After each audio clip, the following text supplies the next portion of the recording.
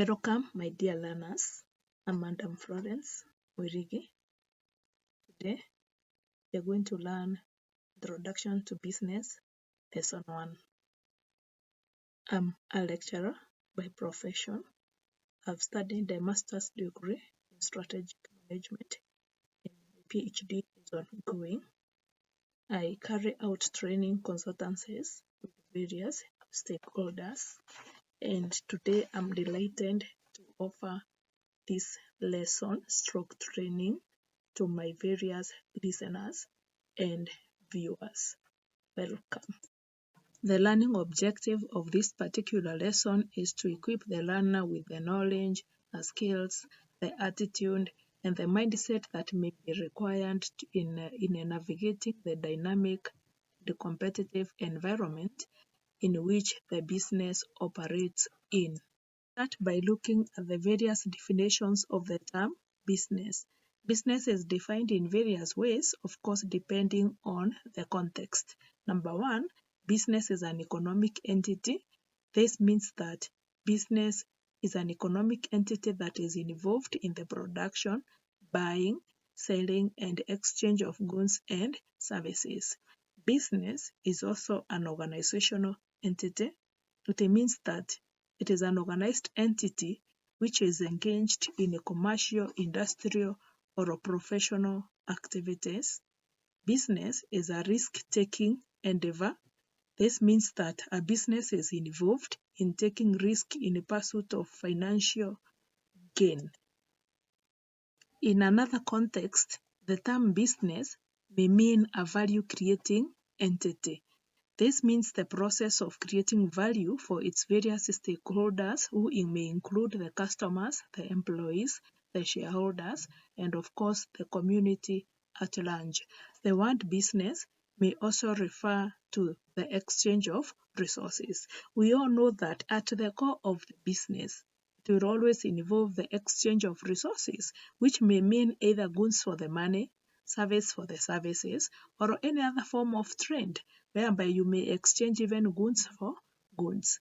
The aim of the business also is to meet or to satisfy the needs and the wants of its customers, who are always at the core of every business. The second important term for us to define at this point is the term business studies. This is the study of various aspects of business and management.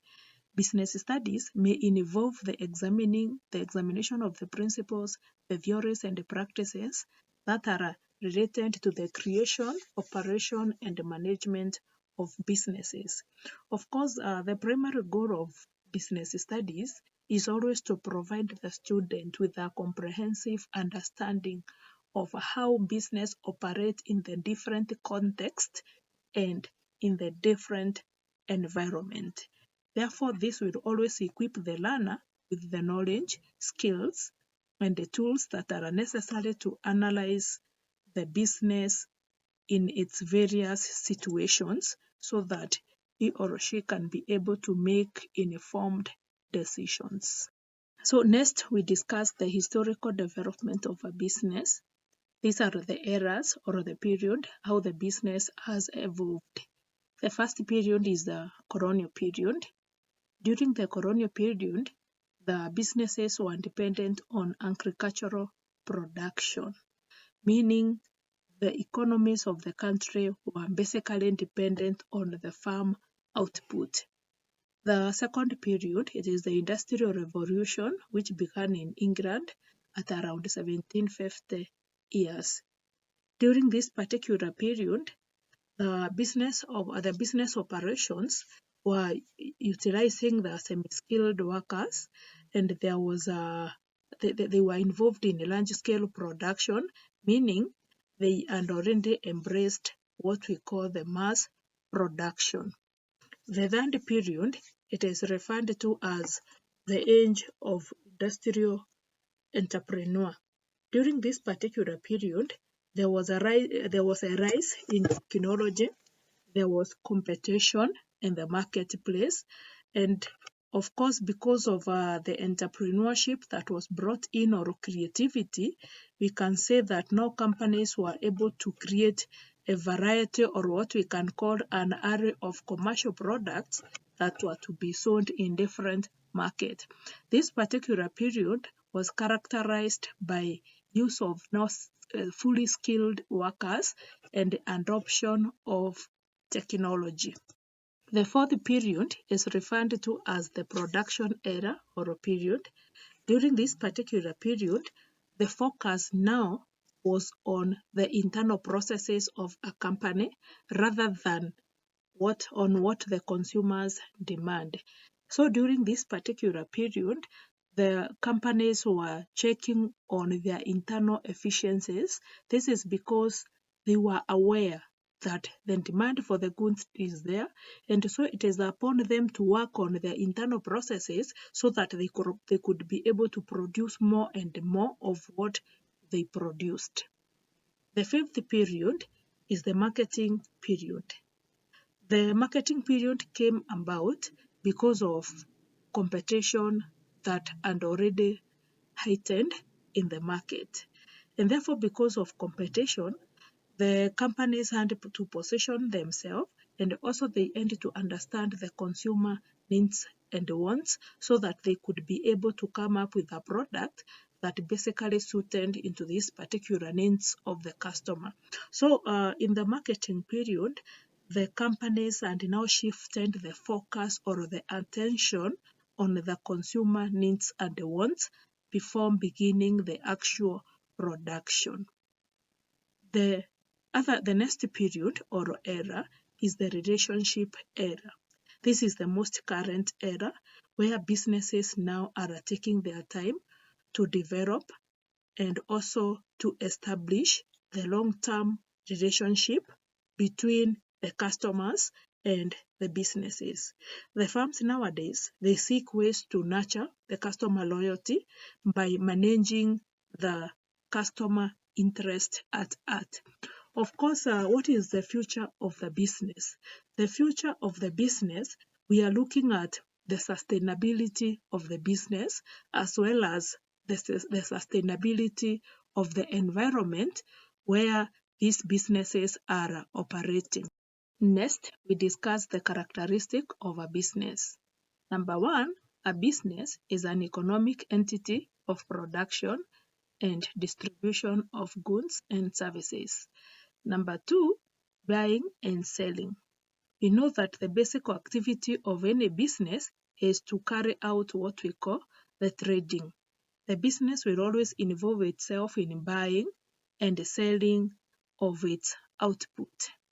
Number three, it's a continuous process. Business is not a single time activity. In fact, a business is a continuous process of production and distribution of goods and services.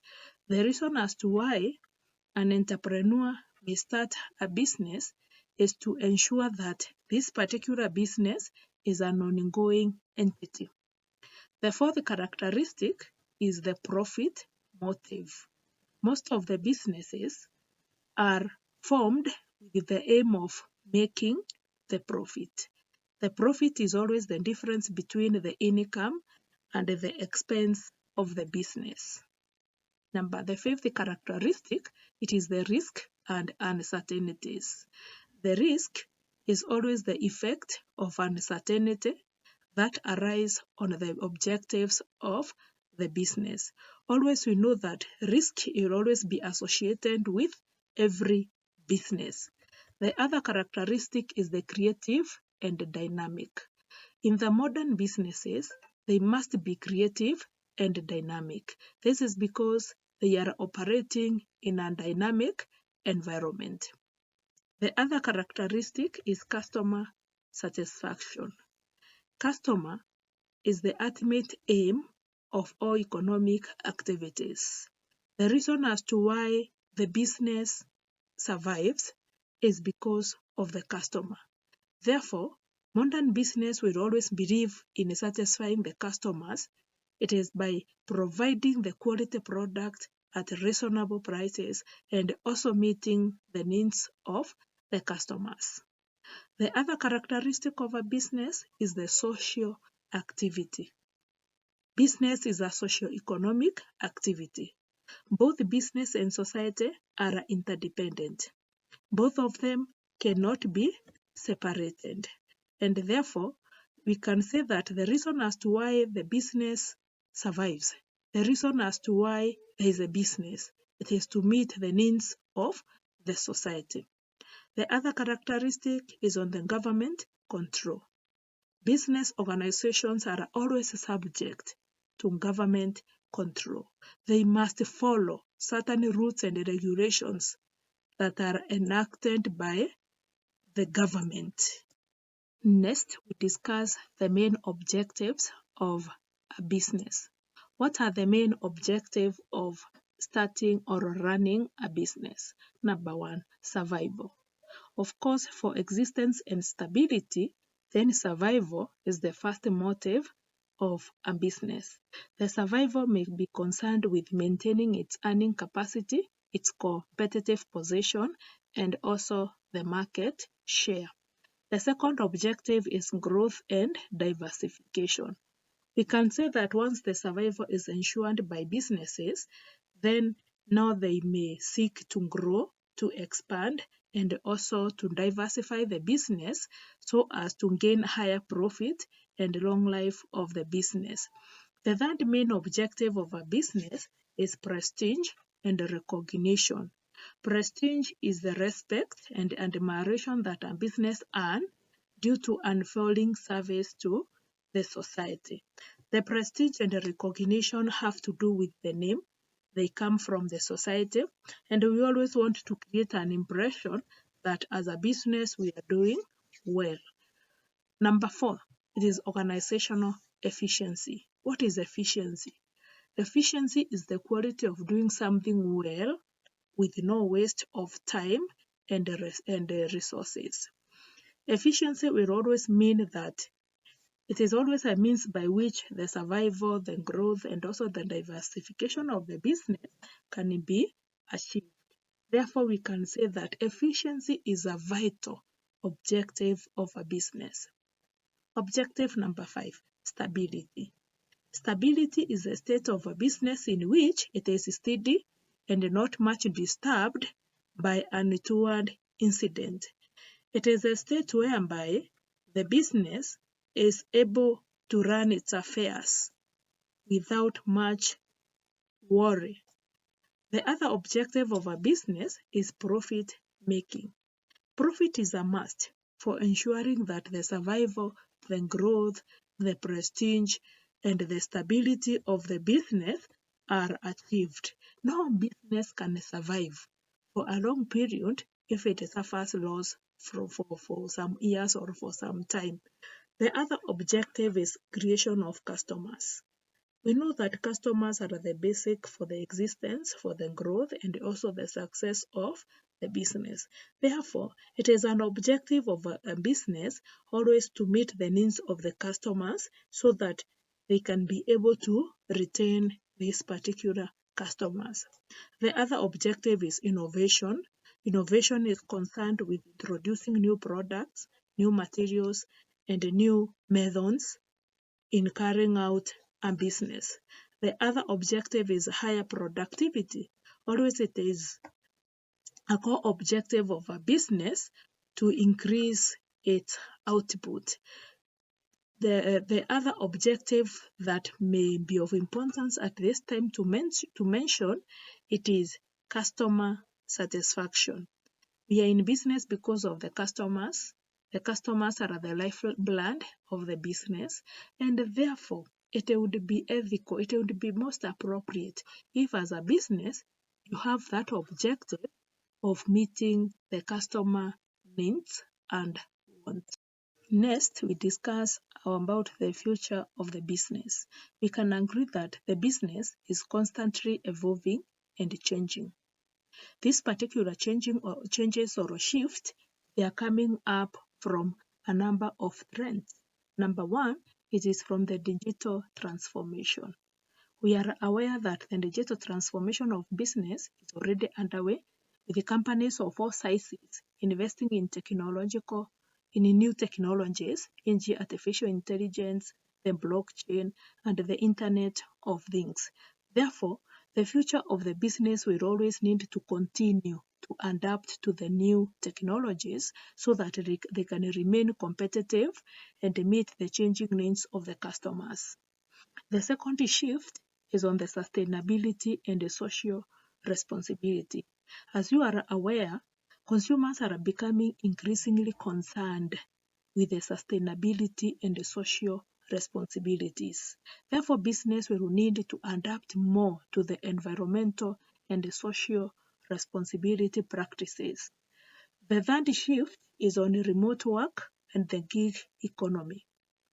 The COVID-19 pandemic accelerated the trend towards which remote work and the gig economy, with more people working from home and the companies rely on freelancers.